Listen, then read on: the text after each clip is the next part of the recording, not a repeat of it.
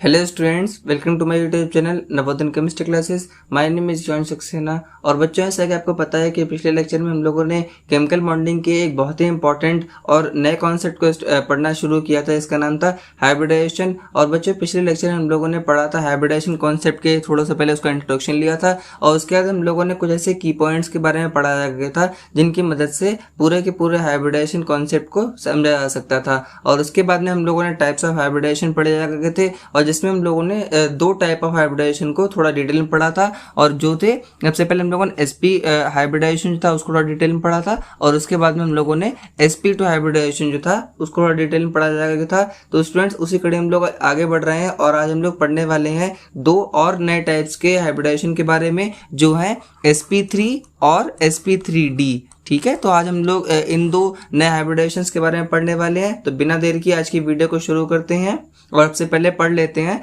sp3 hybridisation के बारे में। तो चलिए शुरू करते हैं, आगे हैं।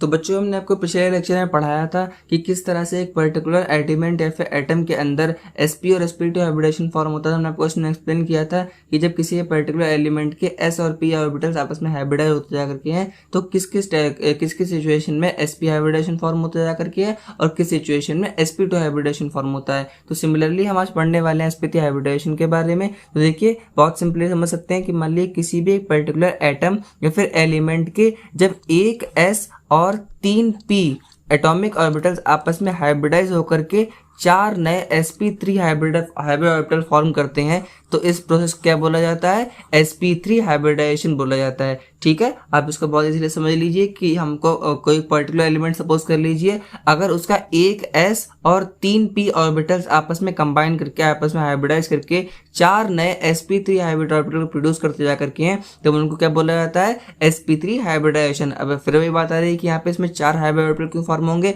हमने आपको उसमें की पॉइंट्स में पिछले लेक्चर में बताया था कि जितने एटॉमिक ऑर्बिटल्स आपस में कंबाइन होते हैं, हाइब्रिडाइज होते हैं, उतने ही हाइब्रिड ऑर्बिटल का प्रोडक्शन होता जा करके। तो देखिए, एक s और 3 p, टोटल कितने एटॉमिक ऑर्बिटल्स हो गए? 4। तो इसीलिए यहाँ पर 4 हाइब्रिड ऑर्बिटल का फॉर्म होगा जा करके, और चारों के चारों क्या कहलाएंगे? sp3 हाइब्रिड ऑर्बिटल कहलाएंगे। ठीक है। अच्छा, एक और चीज यहाँ पे इसमें याद रखिएगा आप लोग कि यहाँ पर जो 1s और 3p लिखा है, ये एटॉमिक ऑर्बिटल्स का नाम नहीं है, ऐसे कि 1s 2s 3s इस टाइप से कोई एटॉमिक ऑर्बिटल का नाम नहीं है। यहाँ पर ये एक्सप्लेन करना चाह रहे हैं कि एक s ऑर्बिटल और 3 p ऑर्बिटल, यहाँ पे नंबर की बात हो रही है, यहाँ पर किसी एक स्पेसिफिक ऑर्बिटल के बारे में नहीं बोला जा रहा है। ठीक है, तो आप ये मत समझिएगा कि जब 1s और 3p ऑर्बिटल आपस में कंबाइन करते हैं तब ऐसा हाइब्रिडाइजेशन होता है, इसका मतलब ये नहीं है।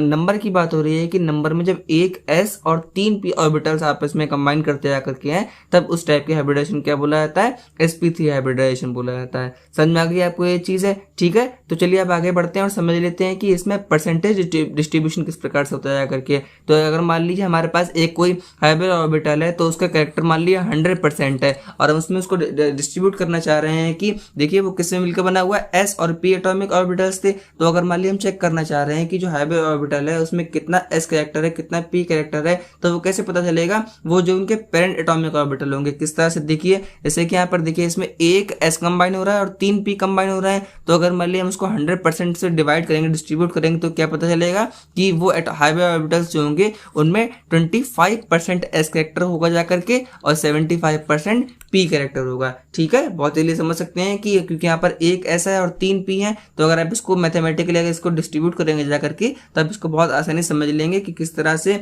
पूरा का पूरा जो हाइब्रिड ऑर्बिटल होगा उसमें 25% s कैरेक्टर प्रेजेंट होगा और 75% p कैरेक्टर प्रेजेंट होगा। ठीक है, आपको ये समझ में आ गई है? चलिए आगे बढ़ते हैं और इसको समझ लेते हैं कि ऐसा कौन सा मॉलिक्यूल है जिसमें sp3 हाइब्रिडाइजेशन फॉर्म होता जा करके, और उसको हम थोड़ा सा डिटेल में समझने जा रहे हैं। चलिए आगे बढ़ते हैं फिर अब। सो स्टूडेंट्स, आज हम लोग एक बहुत ही पॉपुलर मॉलिक्यूल को स्टडी करेंगे कि उसमें किस प्रकार से sp3 हाइब्रिडाइजेशन फॉर्म होता जा करके, जो है मीथेन, सिंपलेस्ट हाइड्रोकार्बन जो फॉर्म होता जा करके है, ऑर्गेनिक केमिस्ट्री में आपने पढ़ा भी होगा, वो कौन सा होता है? मीथेन। तो ये आप ध्यान रखिएगा, इसमें किस प्रकार का हाइब्रिडाइजेशन पाया जाता है? वेरी गुड, इसमें sp3 हाइब्रिडाइजेशन पाया जाता है। तो चलिए अब इसको डिटेल में समझने की कोशिश करते हैं। तो अगर मान लिया हम जानने की कोशिश करें, यहाँ पर हमारा इस वाले मॉलिक्यूल में सेंट्रल एटम कौन सा होगा? जाहिर सी बात है कार्बन है। तो देखिए, अगर मान लिया हम लिखते हैं यहाँ पर है कार्बन इन ग्राउंड स्टेट, तो कार्बन ग्राउंड स्टेट की कॉन्फ़िगरेशन क्या होती जा करके है? आपको पता भी होगा 1s2 2s2 2p ये होती जा करके, तो इसका वैलेंस शेल कौन सा होगा, ये वाला। देखिए यहाँ पे सेकंड शेल इसका कौन सा होता है, वैलेंस शेल होता है। तो इसमें 2 एटॉमिक ऑर्बिटल प्रेजेंट है, कौन कौन सा, s और p। तो अगर कन्फिगुरेशन की बात करते हैं वो किस तरह से, देखिए ये s ऑर्बिटल है, ये p ऑर्बिटल है। देखिए s में 2 इलेक्ट्रॉन प्रेजेंट हैं तो 1 2, और p में भी 2 इलेक्ट्रॉन प्रेजेंट हैं, सो 1 and 2। ठीक है, चलिए आगे बढ़ते हैं। देखिए अगर मान लीजिए तो ग्राउंड स्टेट की बात हो गई, मतलब कि अभी तक जब इसको कोई भी और आयन या फिर कोई भी आयन इसको अप्रोच नहीं कर रहा है कार्बन को है, तो उस स्टेट को क्या बोला जाता है, ग्राउंड स्टेट। मतलब कि ऐसे मान लीजिए कोई बिल्डिंग होती है, उसमें क्या होता है, ग्राउंड फ्लोर होता है, टॉप फ्लोर होता है। मतलब ग्राउंड मतलब क्या है, जब बेस की बात हम लोग कर रहे हैं, आधार की बात कर रहे हैं, नॉर्मल कंडीशन की बात कर रहे हैं, तो उस स्टेट को क्या बोला जाता है, ग्राउंड स्टेट बोला जाता है। कि मतलब कि जब जो कार्बन एटम जो है, जब वो एक्शन में नहीं आ रहा है, जब वो किसी भी टाइप के मॉलिक्यूल को फॉर्म नहीं कर रहा है, तो उस स्टेट को क्या बोला जाता है, ग्राउंड स्टेट बोला जाता है। ठीक है, और जब इसको कोई भी और आयन अप्रोच करता है या फिर जब ये मॉलिक्यूल फॉर्म करने की कंडीशन में आता जा करके है, तब उस स्टेट को क्या बोला जाता है, एक्साइटेड स्टेट बोला जाता है। ठीक है, तो देखिए अगर मान लीजिए इसके कार्बन की हम एक्साइटेड स्टेट की बात करते हैं तो वो क्या हो जाएगी, देखिए जब इसके एक्साइटेड स्टेट में आता है कार्बन, तो क्या करता है, ये हमारा 2s ऑर्बिटल है इसका, और ये इसका 2p ऑर्बिटल। तो क्या करता है, ये अपने एक s ऑर्बिटल को, s ऑर्बिटल में से एक इलेक्ट्रॉन को कहाँ ट्रांसफर कर देता है, ये जो इसका वैकेंट ऑर्बिटल जो है ना, वैकेंट p ऑर्बिटल जो है, इसमें ट्रांसफर कर देता जा करके। तो ऐसा क्यों होता है, क्योंकि देखिए ऐसा कि हमने आपको यहाँ पे बताया भी था पहले, मैंने आपको इलेक्ट्रॉनिक कन्फिगरेशन लिखना सिखाया था, तो उसमें एक्सेप्शंस में एक चीज आया करती थी कि जब भी कोई भी ऑर्बिटल हाफ फिल्ड या फुल फिल्ड होता है, तो वो इनकम्प्लीटली फिल्ड ऑर्बिटल से क्या होता है, ज्यादा एक्स्ट्रा स्टेबल होता है। ठीक है, तो किसी भी ऑर्बिटल की अगर मान लीजिए वो हाफ फिल्ड है या फुल फिल्ड है, तो वो एक्स्ट्रा स्टेबल होता है as compared to incompletely filled. तो अगर मान लीजिए इसमें इस केस में बात करते हैं, यहाँ पर p ऑर्बिटल में कितने इलेक्ट्रॉन प्रेजेंट है, 2, और अगर मान लीजिए इसको किसी भी तरह से एक और इलेक्ट्रॉन मिल जाएगा तो ये हाफ फिल्ड हो जाएगा जाकर के। तो इसका मतलब कार्बन क्या चाहेगा, स्टेबिलिटी गेन करना चाहेगा, तो क्या करेगा, ये अपने 2s ऑर्बिटल से एक इलेक्ट्रॉन को ट्रांसफर कर देगा 2p ऑर्बिटल में। समझ में आ गया आपको ये चीज है। देखिए अगर मान लीजिए हम इसके एक्साइटेड स्टेट की बात करते हैं तो वो किस तरह से फॉर्म होगी जा करके, देखिए एक यहाँ पे इलेक्ट्रॉन तो यहाँ से तो रिमूव हो गया, तो यहाँ पे क्या बचेंगे, सिर्फ और सिर्फ एक इलेक्ट्रॉन बचेगा जा करके। और p वाले की कंडीशन क्या हो जाएगी, p में हर एक ऑर्बिटल में क्या हो जाएगा, एक एक इलेक्ट्रॉन प्रेजेंट हो जाएगा जा करके। ठीक है, तो अगर आप देखिए ध्यान से इसमें क्या हो रहा है, एक s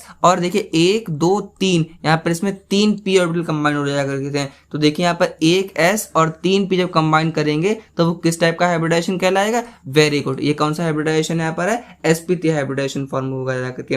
समझ में आ गया आपको ये चीज है कि कार्बन एटम ग्राउंड स्टेट में किस तरह से होता है कि उसके 2s ऑर्बिटल में 2 इलेक्ट्रॉन प्रेजेंट होते हैं और 2p में 2 इलेक्ट्रॉन प्रेजेंट होते हैं। लेकिन जब वो एक्साइटेड स्टेट में आता है तो वो अपने 2s ऑर्बिटल के इलेक्ट्रॉन को 2p में ट्रांसफर कर देता है, और इस प्रकार से उसके अंदर कौन सा हाइब्रिडेशन फॉर्म होता है करके, sp3 हाइब्रिडेशन। देखिए आप लोग ये चीज बहुत क्लियरली समझ लीजिए, बोला जाता है कि इस मॉलिक्यूल में ये वाला हाइब्रिडेशन, उस मॉलिक्यूल वाला हाइब्रिडेशन है, लेकिन बेसिकली अगर मान लीजिए इसका रूट कॉज हम पता करने की कोशिश करते हैं तो हाइब्रिडाइजेशन जो होता है वो एक्चुअली पूरे मॉलिक्यूल का नहीं होता है। किसका होता है, सिर्फ और सिर्फ सेंट्रल मेटल एटम का होता है, सेंट्रल एटम का होता है। ठीक है, तो ये आप अपने दिमाग में बिठा लीजिए कि कोई भी हाइब्रिडाइजेशन जो होता है वो पूरे मॉलिक्यूल के हर एटम में नहीं पाया जाता है, जो उसका सेंट्रल एटम जो होता है, उसका केंद्र में जो पाया जाता है, सिर्फ और सिर्फ उसमें होता है। ठीक है, चलिए आगे पढ़ते हैं और देख लेते हैं इसका फॉर्मेशन किस तरह से होगा जा करके। तो देखिए यहाँ पे कितने sp3 हाइब्रिड ऑर्बिटल फॉर्म हो रहे हैं, 1 2 3 4, यहाँ पे 4 sp3 हाइब्रिड ऑर्बिटल फॉर्म हो रहे हैं जा करके।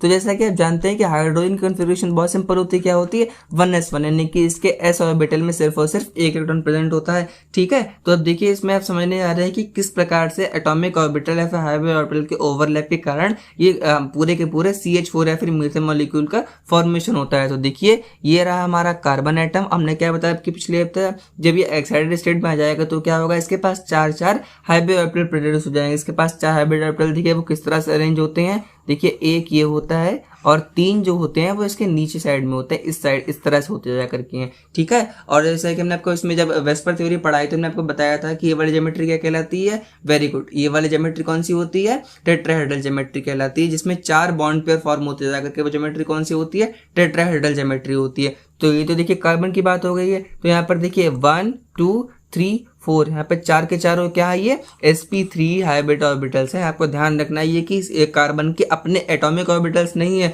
ना ये p है ना ये s है, ये क्या है, इसमें sp3 हाइब्रिड ऑर्बिटल है। आपको ये चीज ध्यान रखनी है। ठीक है, तो देखिए अगर मान लीजिए इसमें क्या है, इसमें सब में एक इलेक्ट्रॉन प्रेजेंट होगा, इसमें भी एक इलेक्ट्रॉन प्रेजेंट है, इसमें भी और इसमें भी। और देखिए हाइड्रोजन के भी पास एक इलेक्ट्रॉन प्रेजेंट है। तो हाइड्रोजन देखिए यहाँ पे कौन सा सबशेल कौन सा है, s, और s सबशेल का शेप कौन सा होता है, स्फेरिकल होता है। तो देखिए देखिए एक हाइड्रोजन यहाँ पर आएगा, एक हाइड्रोजन यहाँ पर, एक यहाँ पर और एक यहाँ पर। टोटल कितना हाइड्रोजन रिक्वायर हो गया कि 4 हाइड्रोजन रिक्वायर हो जाएंगे। सारे के सारे हाइड्रोजन के s ऑर्बिटल्स हैं, ठीक है, और इनके वैलेंस शेल में भी इलेक्ट्रॉन है। तो देखिए इस तरह से इनके बीच में क्या हो जाएगा, बॉन्ड का फॉर्मेशन होगा। और कौन सा बॉन्ड फॉर्म होता है, आपको याद होगा, हमने आपको पिछली बार जब पढ़ाया था की पॉइंट्स में कि कभी भी sp3 हाइब्रिडाइजेशन में कौन सा बॉन्ड फॉर्म होता है, हमेशा सिग्मा बॉन्ड फॉर्म होता है। आपको ध्यान रखना है क्योंकि इसमें किस टाइप की ओवरलैपिंग होती है, साइड वाइज ओवरलैपिंग होती है, हेड ऑन ओवरलैपिंग होती है, ठीक है। तो देखिए तो यहाँ पे फॉर्मेशन की बात हो गई है, ठीक है। तो आप इसको बहुत सिंपली समझ सकते हैं। देखिए तो पूरा इसका क्या बोल सकते हैं, एटॉमिक ऑर्बिटल स्ट्रक्चर हो गया। इसको सिंपली इसको डोनेट करते हैं, कैसे डोनेट करेंगे, देखिए इसको कार्बन, हाइड्रोजन, यहाँ पर हाइड्रोजन, हाइड्रोजन, हाइड्रोजन, ठीक है। और ये तीनों के तीनों कहाँ पर होते हैं, नीचे के लिए होते हैं, और एक हाइड्रोजन ऊपर के लिए होता है। अच्छा अगर बॉन्ड एंगल की बात करते हैं, आपको ध्यान रखना है टेट्राहेड्रल ज्योमेट्री जो थी हमने आपको उसमें बताया भी था, उसका बॉन्ड एंगल कितना होता है 109 डिग्री 28 मिनट। आपको ध्यान रखना है 109.28 डिग्रीज जो होता है वो इसका बॉन्ड एंगल होता है करके। और ये वाली ज्योमेट्री क्या कहला रही थी, हमारी ज्योमेट्री कहलाती है टेट्राहेड्रल ज्योमेट्री। तो आपको ध्यान रखना है कि किसी भी मॉलिक्यूल में अगर मान लीजिए sp3 हाइब्रिडाइजेशन होता है तो उसकी ज्योमेट्री क्या होती है, टेट्राहेड्रल होती है। उसमें कितने बॉन्ड्स पाए जाते हैं, 4। उसका बॉन्ड एंगल कितना होता है 109.28 डिग्री। मीथेन में कौन सा हाइब्रिडाइजेशन होता है, sp3 हाइब्रिडाइजेशन होता है, ठीक है। आपको ध्यान रखना है चीजें, कुछ कुछ पॉइंट होते जाकर के इनको एक्सप्लेन करने के लिए आता है। आपके में सिंपली क्वेश्चन आ जाते हैं कि मान लीजिए कोई मॉलिक्यूल दे दिया जाएगा, बोला जाएगा कि इसमें हाइब्रिडाइजेशन को एक्सप्लेन करिए जा करके। तो अगर आप इसको ध्यान से देखने की कोशिश कीजिए कि किसी मॉलिक्यूल का हाइब्रिडाइजेशन जो होता है उससे उसकी ज्योमेट्री का तक पता चल जाता है, उसके एंगल तक का पता चल जाता है। और उसमें देखिए एक तरह से हाइब्रिडाइजेशन जो होता है वो वैलेंस बॉन्ड थ्योरी और वेस्पर थ्योरी को दोनों को कंबाइन करके बताता है। देखिए ओवरलैपिंग वाला कॉन्सेप्ट किसमें आता है, वैलेंस बॉन्ड थ्योरी में, और जो यहाँ पे एटॉमिक शेप की बात कर रहे हैं, ज्योमेट्री की बात कर रहे हैं, वो किसमें आता है, वेस्पर थ्योरी में, ठीक है। तो देखिए वैलेंस बॉन्ड थ्योरी और वेस्पर थ्योरी दोनों कंबाइन हो गया किसमें, हाइब्रिडाइजेशन में, ठीक है। तो देखिए हमने आपको ऐसे अभी पढ़ा दिया है कि sp3 हाइब्रिडाइजेशन के बारे में। चलिए आगे बढ़ते हैं और हम लोग आज के सेकंड हाइब्रिडाइजेशन को पढ़ने जा रहे हैं जो कि है sp3 हाइब्रिडाइजेशन। और उससे पहले हमको समझना जरूरी है कि d ऑर्बिटल का शेप क्या होता है। हमने आपको पहले पढ़ाया भी था जब इलेक्ट्रॉनिक इंट्रोडक्शन लिखने सिखाया था, उसमें एटॉमिक शेप्स के बारे में बताया था कि d ऑर्बिटल का शेप कैसा होता है। तो देखिए अब आगे हम लोग पढ़ने वाले हैं कि d ऑर्बिटल का शेप कैसा होता है और वो किस तरह से एटॉमिक ऑर्बिटल्स में कंबाइन होकर के हाइब्रिडाइजेशन फॉर्म करता है करके। चलिए आगे बढ़ते हैं। सो स्टूडेंट्स हमने आपको बताया था कि d ऑर्बिटल्स जो होते हैं वो बेसिकली 5 टाइप्स के होते जा करके हैं, ठीक है। तो अगर मान लिया हम इनके नाम की बात कर लेते हैं, देखिए इसमें पहला ऑर्बिटल जो होता है उसको बोला जाता है XY, इसको DXY बोला जाता है बेसिकली। तो देखिए d ऑर्बिटल सारे के सारे हैं, तो पहला कहलाता है XY, नेक्स्ट होता है YZ, फिर आता है ZX, और देखिए लास्ट के जो होते हैं इनको आप थोड़ा ध्यान से याद रखिएगा। ये कौन कौन से होते हैं, एक होता है x² - y² और ये होता है z²। तो देखिए ये 5 d ऑर्बिटल्स होते जा करके हैं, पहला XY, फिर YZ, फिर ZX और फोर्थ वाला x² - y² और फिर आता है z²। और आपको ये भी ध्यान रखना है, जैसे अगर मान लीजिए हम कह रहे हैं कि कोई भी इलेक्ट्रॉन, कोई भी एटम जो होता है वो किस तरह उसके इलेक्ट्रॉन्स होते हैं, वो कैसे बॉन्डिंग पार्टिसिपेट करते हैं। क्या सबसे अंदर वाला इलेक्ट्रॉन पहले पार्टिसिपेट करता है करके, नहीं, उसका वैलेंस इलेक्ट्रॉन जो होता है वो पहले पार्टिसिपेट करता है। इसका मतलब कि जो आउटर इलेक्ट्रॉन्स जो होते हैं जाकर के वो पहले पार्टिसिपेट करते हैं, यानी जो बाहर इलेक्ट्रॉन्स होते हैं वो पहले बॉन्ड फॉर्म करेंगे जाकर के। सिमिलरली डी ऑर्बिटल्स यानी कोई भी ऑर्बिटल होता है जाकर के है, अगर उसके मान लिया बॉन्ड फॉर्मेशन की बात करते हैं तो वो पीछे से स्टार्ट होता है। देखिए अगर मान लिया डी ऑर्बिटल एक इंक्लूड किया जा रहा है तो उसमें सिर्फ z² रिक्वायर होगा जाकर के, अगर 2 इंक्लूड हो रहे तो उसमें z² और ये x² - y², अगर 3 रिक्वायर हो रहे हैं तो उसमें z², फिर x² - y² और फिर zx। मतलब कहने का ये है कि आपको ये पीछे से स्टार्ट करना है, आगे से नहीं, पहले xy को नहीं, फिर इसको नहीं, ना फिर रैंडमली इसको चूज कर लेना है। तरीका क्या है, आपको पीछे से स्टार्ट करना है, सिंपली है, ठीक है। तो हमने आपको इसमें शेप के बारे में सबका बता रखा है, शेप कैसे डिसाइड होता है। आप इसका हल्का से एक ओवरव्यू ले लीजिए। देखिए अगर मान लीजिए हमारे ये एक्सिस है, ये x एक्सिस है और ये y एक्सिस है। देखिए हम पहले वाले की बात कर रहे हैं, इसमें देखिए कौन कौन से एटॉमिक ऑर्बिटल, कौन कौन से एक्सिस इन्वॉल्व हो रहे हैं dxy में, x और y। तो आपको बस ये 2 एक्सिस ले लेने हैं और यहाँ पर बस इस तरह से ये डबल डम्बल शेप बना देना है। हमने आपको पढ़ाया भी है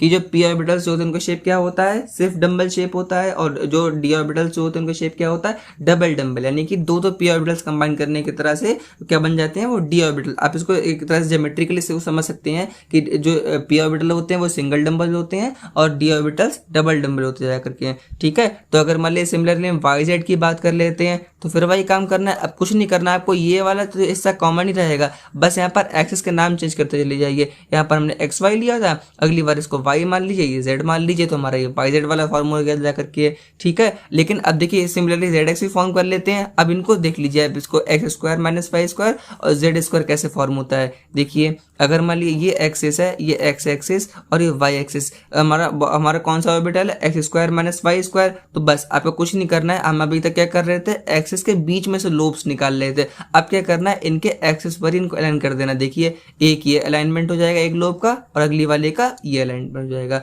बस। और ये हमारा कौन सा ऑर्बिटल कहलाएगा, x square minus y square, किसका, डी ऑर्बिटल वाला, ठीक है। तो ये चीज आपको समझ में आ गई है कि मतलब जो पहले ऑर्बिटल्स जो होते हैं उनके लोब्स जो होते हैं वो दोनों एक्सिस के बीच में लाई करते जा करके हैं, और वहीं चौथा वाला जो होता है वो कहाँ पर होता है, एक्सिस पर ही उसके लोब्स लाई करते हैं। उसका जो जो एक्सिस जो होता है वो उनके अलोंग ही होता है, ठीक है। अगर अब देखिए यहाँ पे जेड स्क्वायर वाला जो होता है उसका शेप जो होता है वो इन चारों के चारों से थोड़ा सा अलग होता है। कैसे होता है, देखिए जेड स्क्वायर है, इसका मतलब सिर्फ और सिर्फ एक एक्सिस इन्वॉल्व होगा। किस तरह से, देखिए अगर मान लीजिए हम इसको जेड एक्सिस बोल दे रहे हैं, ज़्यादा कुछ नहीं करना है, एक पहले एक सिंपली एक ऑर्बिटल बना दीजिए और इसमें दो स्फीयर को ड्रॉ कर दीजिए इस तरह से, बस ये शेप कहलाता है किसका, ये जेड स्क्वायर का शेप होता है, ठीक है। ये जेड एक्सिस, उसके ऊपर एक लोब और उसके ऊपर दो दो आपको ये सर्कल ड्रॉ कर देने हैं, बस इतना सा। ये इसका किसका, ये जेड स्क्वायर का शेप है डी ऑर्बिटल वाले का, ठीक है। तो आपको चारों के शेप क्लियर हो गए होंगे, ठीक है। तो देखिए आपको ध्यान रखना है, एक हमने आपको बता भी दिया है कि किस तरह से हाइब्रिडेशन पार्टिसिपेट करेंगे जाकर के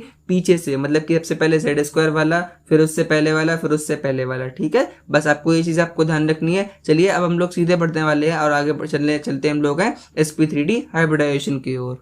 तो देखिए सिंपली इसमें भी आप देख सकते हैं कि अब देखिए हम क्या कर रहे हैं, इसमें एक डी ऑर्बिटल इंक्लूड कर रहे हैं। अभी तक हम लोगों ने sp पढ़ा, फिर sp2 पढ़ा, फिर sp3 पढ़ा। अब क्या करेंगे, इसमें हम लोग एक एक डी इंक्लूड करना स्टार्ट कर देंगे। ये कौन सा है, sp3d। इसका मतलब इसमें एक s ऑर्बिटल कंबाइन करेगा, 3 p ऑर्बिटल कंबाइन करेंगे और एक d ऑर्बिटल कंबाइन करेगा। देखिए टोटल कितना हो जाएगा, 5। इसका मतलब कि जब किसी भी एक पर्टिकुलर एटम के एक s ऑर्बिटल, 3 p ऑर्बिटल और एक d ऑर्बिटल आपस में हाइब्रिडाइज होते हैं, कंबाइन होते हैं, तो उसके रिजल्ट में 5 sp3d हाइब्रिडल का फॉर्मेशन होता जाया करके है, ठीक है। कितने ऑर्बिटल्स का फॉर्म होगा, कितना हाइब्रिड ऑर्बिटल का फॉर्मेशन होगा जाया करके, 5। और ये पूरा का पूरा फिनोमेनन क्या कहलाएगा, sp3d हाइब्रिडाइजेशन। किसी भी एक एटम के अगर एक s, 3 p और एक d ऑर्बिटल्स, एटॉमिक ऑर्बिटल्स आपस में कंबाइन करके हाइब्रिडाइज करके 5 नए sp3 हाइब्रिडाइजेशन को, हाइब्रिड ऑर्बिटल को प्रोड्यूस करते जा करके हैं, जिनकी एनर्जी आपस में इक्वल होती है, सेम होती है, इनके शेप सारे के सारे सिमिलर होते जा करके हैं।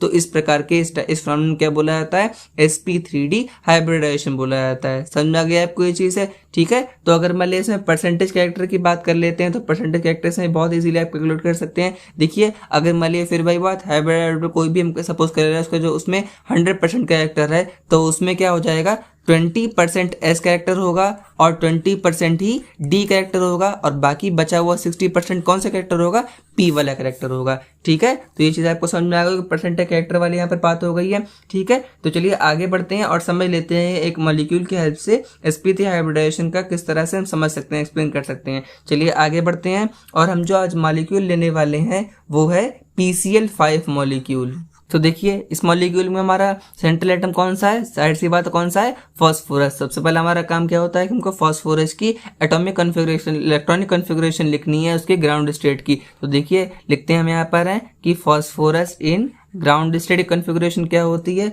देखिए क्या होती है यहाँ पर है 1s2 2s2 2p6 3s2 3p3। तो ये उसकी क्या होती है, फास्फोरस की कॉन्फ़िगरेशन होती है। आप इसे चेक भी कर सकते हैं, 2 + 2 4 + 6 10 2 12 और 3 15, और फास्फोरस का नंबर भी कितना होता है 15। तो देखिए इसका वैलेंस शेयर यहाँ पर कौन सा होगा, थर्ड वाला, और इसमें एक s और एक p ऑर्बिटल यहाँ पर यूज हो रहा है करके है, ठीक है। और आप देखिए अगर यहाँ पे किसकी बात कर रहे हैं, थर्ड शेल की बात कर रहे हैं, इसका मतलब इसके पास आगे एक 3d ऑर्बिटल प्रेजेंट होगा, बस वो कैसा होगा, वैकेंट होगा, उसमें एक भी इलेक्ट्रॉन प्रेजेंट नहीं होगा, ठीक है। तो बस आपको ये चीज ध्यान रखनी है कि अभी तक हम लोग क्या इंक्लूड कर जाएगा, सिंपली उसमें s और p आ रहा था, हम लोग पढ़ रहे हैं sp3d हाइब्रिडाइजेशन। इसका मतलब इसके पास एक d जो ब्लैंक होता है अब वो भी यूज होगा जा करके, ठीक है। तो देखिए ग्राउंड स्टेट कॉन्फ़िगरेशन किस तरह से देखा सकते हैं, ये इसका 3s है, इसमें 2 इलेक्ट्रॉन प्रेजेंट है, ये इसका 3p है, इसमें 3 इलेक्ट्रॉन पहले से प्रेजेंट है, इसका मतलब ये कैसा हो गया, हाफ फिल्ड है, यानी कि ये पहले से ही एक्स्ट्रा स्टेबल है, बहुत ज़्यादा स्टेबल है।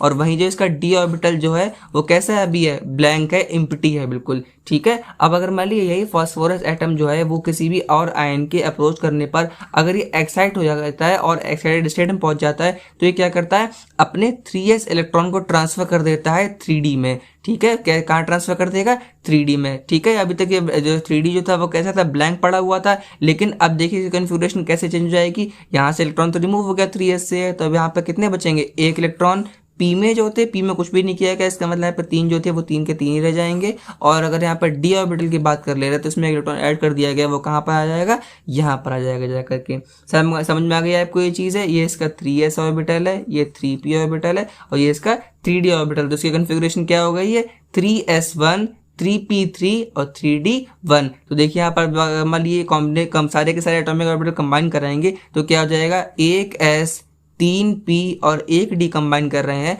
इसका मतलब ये हाइब्रिडाइजेशन कैसा कहलाएगा, sp3 हाइब्रिडाइजेशन कहलाएगा। और यहाँ पे जो पांचों के पांचों एटॉमिक ऑर्बिटल, पांचों के पांचों हाइब्रिड ऑर्बिटल जो फॉर्म होंगे जाकर के, वो कौन से कहलाएंगे, sp3d हाइब्रिडाइज्ड ऑर्बिटल कहलाएंगे जाकर के। समझ में आ गया आपको ये चीज़। चलिए फास्फोरस की बात हो गई है, अब चलिए आगे बढ़ते हैं और देख लेते हैं कि किस तरह से एटॉमिक ओवरलैप की मदद से ये पूरे के पूरे मॉलिक्यूल का फॉर्मेशन होता है। और उससे पहले देख लेते हैं देखिए क्लोरीन की कॉन्फ़िगरेशन क्या होती है, बहुत सिंपल से आप इसको लिख सकते हैं, क्या होती है, इसमें नियॉन की कॉन्फ़िगरेशन और उसके लास्ट में हम लोग को ऐड कर देना है 3s2 और 3p5, ठीक है। ये तो कॉन्फ़िगरेशन होगी जा करके उसकी, बहुत सिंपल समझ सकते हैं। तो इसके अगर मान लीजिए हम इसमें p ऑर्बिटल की बात कर ले रहे हैं तो p ऑर्बिटल में क्या होगा, एक अभी तक इसके पास गुंजाइश होगी एक बॉन्ड को फॉर्म करने की, ठीक है। तो देखिए अगर मान लीजिए हम इसमें sp3 हाइब्रिडाइजेशन को मतलब थोड़ा और डिटेल समझना चाहते हैं तो देखिए s ऑर्बिटल का शेप कैसा होता है, स्फेरिकल। मान लीजिए ये एक s है। अब देखिए हमने क्या बताया आपको, इसमें 3p कंबाइन कर रहा है करके, और एटॉमिक ऑर्बिटल्स में p ऑर्बिटल में कितने एटॉमिक ऑर्बिटल होते हैं, 3 होते हैं। इसका मतलब इसमें जो है अगर मान लीजिए मैं कह रहे हैं हमारा px है तो इसमें ये px भी कंबाइन होगा, प्लस इसमें जो py होता है करके है py भी कंबाइन होगा, और इसमें जो pz हमारा होता है वो pz भी कंबाइन होगा जा करके।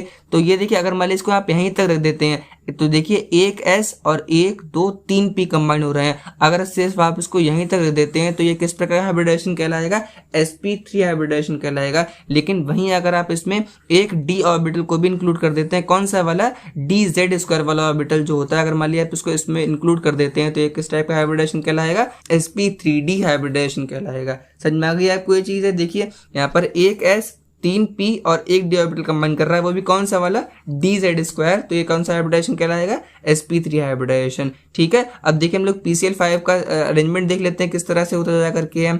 तो देखिए ये रहा हमारा फास्फोरस। अब फास्फोरस के पास क्या थे, 5 एटॉमिक ऑर्बिटल प्रेजेंट है, 5 हाइब्रिड ऑर्बिटल प्रेजेंट है। देखिए वो किस तरह से अरेंज होते हैं, हमने आपको पढ़ाया भी था वेस्पर थ्योरी में। देखिए इसमें जो 5 में से 3 जो होते हैं वो 3 के 3 जो होते हैं वो एक प्लेन में लाई करते जा करके हैं, और वो प्लेन कैसा होता है, शेप में है ट्रायंगुलर प्लेन होता है। कैसा प्लेन होता है, ट्रायंगुलर, ठीक है। और ये तीनों के तीनों हाइब्रिड ऑर्बिटल्स जो होते हैं वो कौन से कहलाते हैं, ये तीनों के तीनों कहलाते हैं इक्विटोरियल हाइब्रिड ऑर्बिटल, या फिर जो बॉन्ड फॉर्म हो जाएगा उसे क्या बोला जाता है, इक्विटोरियल बॉन्ड बोला जाएगा, ठीक है। अभी देखिए इसको हम और डिटेल में समझाने जा रहे हैं, ठीक है। और बाकी बचे हुए 2 जो होते हैं वो इस ट्रायंगुलर प्लेन के क्या होते हैं, परपेंडिकुलर। एक ये हाइब्रिड ऑर्बिटल है और दूसरा वाला ये हाइब्रिड ऑर्बिटल है। तो देखिए ये अरेंजमेंट होता है, जो फास्फोरस जो होता है उसके पास जो 5 हाइब्रिड ऑर्बिटल्स जो हैं वो कुछ इस प्रकार से अरेंज होते हैं कि उनमें 3 जो होते हैं वो एक प्लेन में लाई करते हैं, ट्रायंगुलर शेप में होते हैं, और बाकी जो बचे हुए 2 जो होते हैं वो उसी एक प्लेन के ऊपर होता है, एक प्लेन के नीचे होता है, और उनमें एंगल किस प्रकार से अरेंज होते हैं,